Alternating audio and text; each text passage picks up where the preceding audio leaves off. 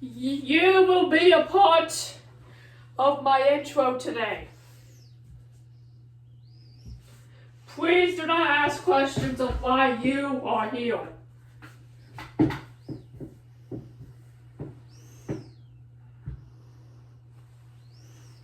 It's me, Royfan.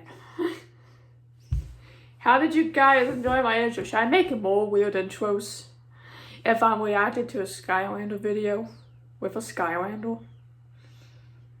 Should I make more of these? I don't know if I should. But anyway, we are here today to react to a Skylander history video. Skylanders was a big part of my childhood. As you can see, I refuse to get rid of all of my Skylanders. I literally have all of my Skylanders. They're in the basement. Don't ask why I brought Whitehall up here. I wanted to do a funny intro with him. And here we are. You know? Here we are. So today, I thought we would react to Skylanders Strange yet fascinating histories with Elves video. I found this YouTube channel not that long ago. I've actually subscribed to the YouTube channel. I should put Flight Rider away before I damage him even more. I'm so sorry, buddy. I'm just gonna put him right here. You can stay on my sister's laptop. Please. This is from the channel, Neon Batteries. I hope I pronounced the channel name right. I will link their channel in the description of this video, so if you want to check them out, go ahead. And also subscribe to their channel as well. As I'm about to ask you guys to subscribe to mine, I'm actually going to notify myself to all of their videos because I find their videos entertaining. Anyway, let's begin. When it comes to fantasy races, elves are some of the most common races in the genre, to the point that elves as a concept has become extremely stale in my opinion. A race of humanoids who live their lives entirely in the forest with long pointy ears and are masters of archery and or stealth just sounds like a bunch of archers who like their plants a bit too much. And we have seen thousands of different versions of them throughout the history of entertainment, most of them being completely identical to each other. But when it comes to Skylanders, it has one of the most standout versions of elves that I've seen in a while. Yes, they still fall into the same stereotypes that most elves fall into, but when it comes to designs and characteristics, they are extremely unique. Glowing white eyes contrasted by bright green skin, unless you're a frost elf with blue skin and normal eyes, which makes them stand out pretty well against the rest of the races in Skylands. According to the wiki, there are about 7 elven Skylanders excluding their variants. Hex... You know what I find out about that? I find that very fascinating, that there's 7. I find that very fascinating. But, let's continue. Flameslinger, Fright Rider, Nagini, Bushwhack, Stealth Elf, and Whisper, who's surprisingly a separate entity from Stealth Elf. But for today... I think I have all of them except for Bushwhack.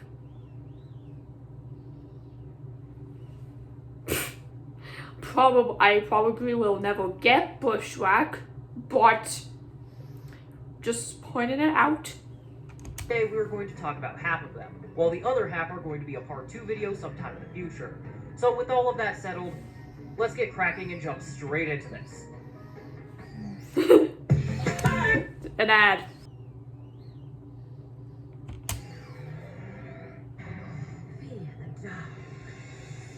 Hex as a Skylander was one of the first Skylanders of the undead element, and like most Skylanders from SSA, she has a very in-depth history that spans from the games to some of the comics. Before Hex became an undead elf, she was a normal elf who was a gifted and powerful sorceress that attracted the attention of many across Skylands, which would eventually reach the Skylands underworld and reach the ears of an undead dragon king known as, oh for God's sake!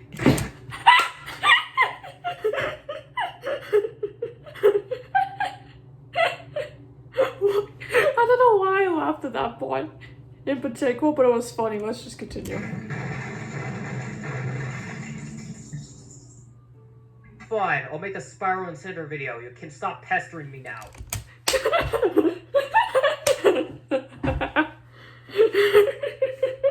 The way you said that was funny as hell. Anyways, Malefor sent his minions after Hex in an attempt to capture her and hopefully learn her secrets, but the minions would manage to miss her by inches every single time. Hex was pretty much forced into hiding, along with the rest of the local magic community, and Hex would eventually get sick of life on the run, so she decided that if Malefor wanted her, he would get her. She descended into the underworld, facing Malefor and unleashing her most destructive attacks on him, and when the smoke of the battle cleared, she realized that the battle came with a price. She was now undead. She went back to her village, but since she was now undead, her reputation as a sorceress was destroyed. People were afraid of her now, but for Hex, that was all in the past. After she joined the Skylanders, she decided to dedicate herself to protecting the magic users of Skylands from the forces of evil. After this, Hex would show up in 3 storylines, serving a seemingly minimum role in Spiral vs. the Mega Monsters, and main roles in Cinder vs. the Weather Wizard, and once again, Return of the Dragon King. And since these books involve Spiral and Cinder, they will be discussed in those videos. But Okay. there's something that I want to talk about before we go. In the personality section of her Wikipedia page, it says that she likes to work alone, but is willing to work with Cinder, which makes me think that their collective hatred of Malefor made them friends. But with that out the way, let's get on to the next Skylander. It was basically like, oh, you hate this? Oh, you hate the same guy I do, Cinder? We should be friends.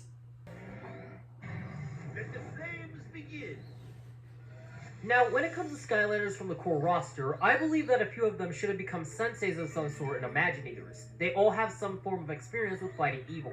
But after reading Flameslinger's backstory, I feel like our boy was robbed. I've used Flameslinger a few times, actually. Actually, I've used him in my recent Skylanders Giants playthrough that I finished today.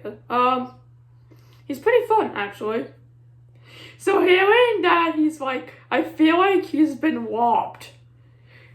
Let's find out the reason why he thinks he's been robbed. Flameslinger is said to be born with flames in his eyes, which were special in their own right, allowing him to see through fire wherever it existed, using them as an extension to his own vision. This caused him to get extremely popular around his local area, but he would get sick of the attention, so he wrapped his eyes in a blindfold and snuck off into the forest, where he would practice blindfolded archery by bullseyeing bomb thieves. Just to clarify, Flameslinger is still a child when he's doing all of this stuff. One day, however, he saw through his mind's eye, which I think is his power to see through fire, a flame spirit drowning in a pond. He would drop everything and immediately rush to the spirit before quickly scooping it out of what would have been its watery grave. And as thanks, the spirit would give him a pair of magical fire boots that would make him faster than he already was, and an enchanted bow that shoots fire. After receiving these items, he would catapult back into the public eye, willingly this time, and being part of multiple blind archery competitions, winning every single one. In one of these competitions, he would catch the attention of one of the spectators, Master Eon, and he would recruit him into the Skylanders. Flameslinger would also have a major role in a book called Stump Smash and the Bone Dragon, where he, along with Wrecking Ball, Countdown, and of course, Stump Smash, would fight a bone dragon in the Golden Forest. This has got to be one of the best stories I've read so far. It's not only really good on its own, but it incorporates aspects of the character's design and makes them mini-stories all on their own. I also like that Flameslinger and Stump Smash seem to be friends within the Skylanders. It's fun to see Skylanders interact with each other beyond Skylander business. But with that out the way, let's get on to the third elf of today. The Max! Now, while I was researching Skylanders for this video in the wiki, I managed to stumble across a humble trap team member known as Bushwhack, and apparently, he's a forest elf, and he has quite the story. Born to a race of tree elves who were the protectors of the Arcadian Timberland, Bushwhack wanted to be one of the many forest rangers. But since he was the smallest in his clan, he was sent deep into the woods by the chieftain to study with an Ent known as Arvo. Funnily enough, Arvo is actually a character in Spiral's adventure. He's that tree guy who helped search for the eternal life source to help rebuild the core of light. But anywho, he saw that I mean, that's interesting that they are willing to include characters you met in the first game into some newer characters' backstories. I find that fascinating. That's just me, though. Bushwhack had a heart of a warrior and decided to teach him his secrets. By the time a group of lumberjack trolls invaded the forest and overpowered many of the elves, Bushwhack launched into action, using his knowledge of the forest to capture the trolls and destroy their machines. After this, he would be recruited to the Skylanders to become a member of the Trap Team, switching out his magical axe for one made out of Traptanium and using it to defend Skylanders from evil. Now, this story is pretty good in my opinion. I like how it incorporated a character from the first game to build up Bushwhack's story, but there's one thing that I have to complain about, and that's Bushwhack's design.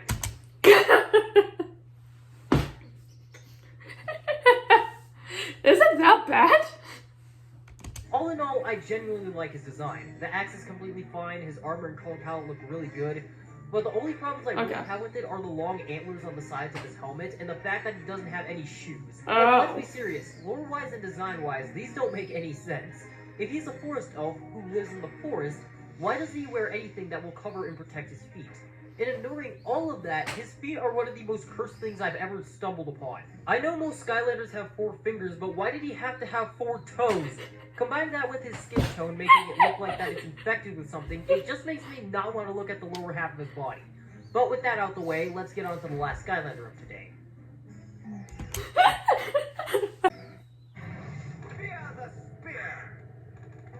When it comes to Fright Rider, I think this is one of the rare cases where 2 entities exist as a singular Skylander. Yeah. Fright Rider being the elf and Ozzy being the skeletal ostrich. Is it stupid that I just found out that Fright Rider's ostrich has a name? I actually always wondered what his name was. And now I know. Now I know. Now I know it's Ozzy, so that's fascinating to me.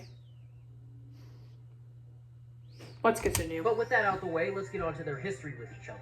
Before he was a skeletal undead ostrich, Ozzy was just a plain old ostrich, and he and Fright Rider were the most successful and weirdest jousting team in all of Skylands, winning the championships 3 years in a row. Good for him. Can we just give a round of applause? That is impressive.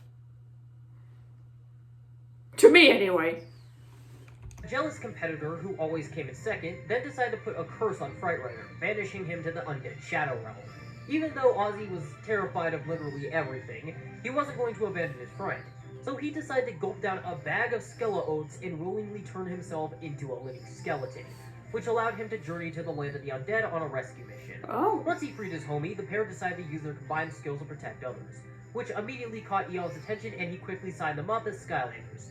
And the two would go on to appear in Guild Run and the Curse of the Evil Fishmaster, and trigger happy targets to evil chaos. Can we all agree that we need a homie like Ozzy in our lives? Honestly, I think we could all agree on that. If no one could agree on that, I am gonna be so concerned for you. Like, what is wrong with you? Like, he seriously went to the bowels of Skylanders Hell and turned himself into a skeleton just to save his friend. But with that out the way, I think this is where this episode is going to end. Like I said, ending it for today. So I think these videos are quite interesting if you want history on Skylanders. Like me, I did not Google any history of Skylanders in my childhood before this. So learning about some Skylanders now is making me very fascinated. Please do not ask why I am posting this before Halloween. I just want to. Why 2 videos came out today? Actually, this was the 4th video that's gonna come out today. Because I made the last 2 Skylander videos. Anyway, like and subscribe to my channel if you guys are new to my YouTube channel. Also, please subscribe to Neon Batteries and subscribe to their channel because I think their content is honestly pretty interesting. If you are a Skylander fan like myself, and I will see you guys in my next video. Bye!